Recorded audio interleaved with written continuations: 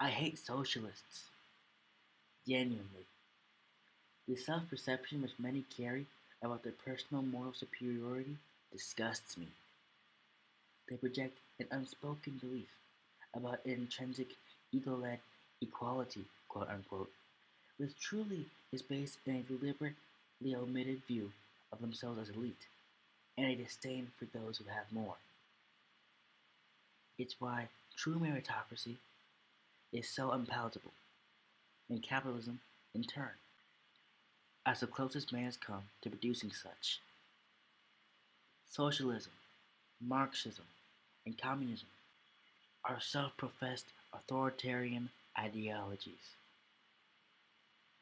A system ran by the unimpressive, for the unimpressive, paid for by the efficient and capable. A dictatorship of the proletariat. Nietzsche spoke on the concepts of master and slave morality, grievance, and power. His aim was somewhat against Marxists, but mostly aimed at Christians. I find his interpretation extreme, but not incorrect. The socialist constructs an ideal which fits his or her fantasy of ability and status. Nietzsche called it cope, a way to find and win in some fashion when they could not in the real world. They call economic freedom oppression. They call theft good. They call wealth evil. Growing, as all things are born to do, is considered evil unless you are bad at it initially. Woke, quote unquote, ideology is an offshoot of the same thinking. We were oppressed or bullied. Give us stuff. As if in many of the situations cited, the stuff was there in the first place. Education, equity, etc. The winners are called bad for winning. It's shameful. I'm black, and I've seen the effects this ideology has had on my people, especially in Africa. Vile. No doubt, colonialism was terrible in a lot of ways. But the toll the Soviets took on us by using Africa as a proxy was just as bad. We had despots, idiots, and economically illiterate maniacs propped up for decades. Bureaucracy replaced organic organization and limited our ability to rule ourselves. The CIA has had many of its own crimes to look at, but right now we're talking about common. Immigrants move to the West and demand goods for scarcely attributable crimes, while acting as if the very act of being allowed into the lands of those who dominated you isn't already an incredible and rare opportunity.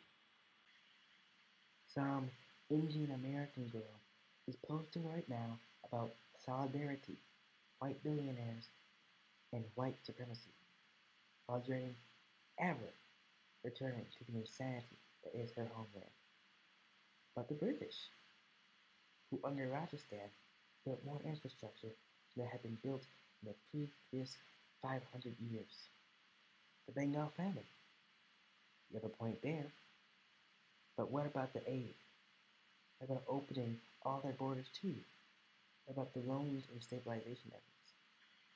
To this day, with the H-1B visa, pointed and directed especially at talented Indians, and the millions of Chinese and Japanese and Nigerians and Ghanaians whom only recently have begun to be booted, if even, and white liberals, truthfully, anti-freedom authoritarian people.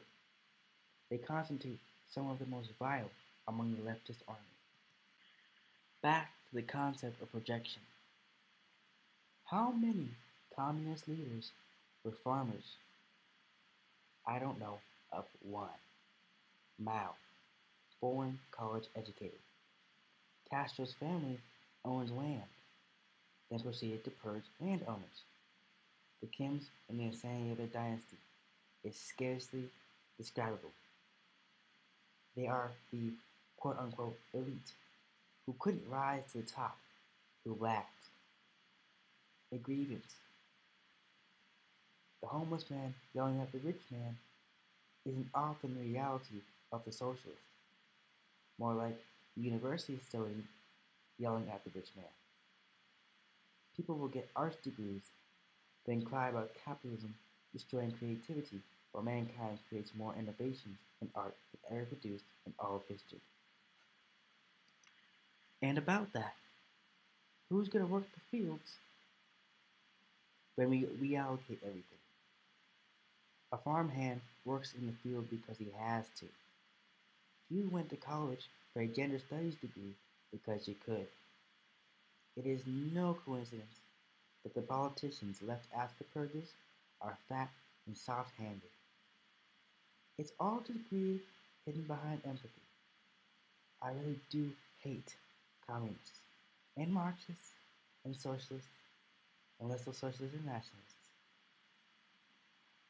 I will end with a quote from Marx himself from Critique of the Gotha Program.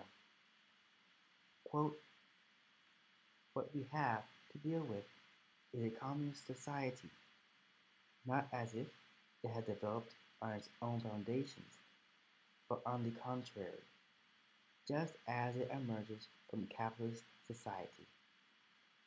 Endless division of the pie, what has always led to collapse in every occurrence, the socialist death spiral.